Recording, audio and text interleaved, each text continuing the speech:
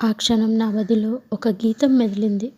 ఏమని పొగుడుతూ శ్రీ సాయి, ఆమని సొగసుల సత్యసాయి, ఎంత మధురమా చిరుదరహాసము, ఎంత లలితమా సుందర వదనము, కమ్ముకున్న అజ్ఞానపు తెరలు తొలిగెను నేడు, నమ్ముకున్న ఈ దీనుని వీడకు ఏనాడు, అడుగడుగున అలుముకొన్న ప్రశాంతి నిలయము నీవు, అణు అణువున తొంగి చూచు అశాంతిని బాపుము.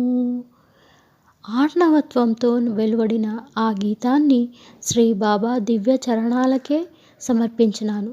అమ్మ ఎంతో సంతోషించింది.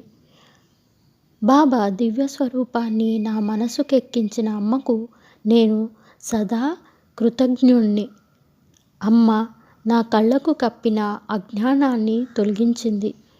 తర్వాత సదాశివం గారు, నేను బాబా వారిని ఏకాంతంగా కలుసుకున్నాము.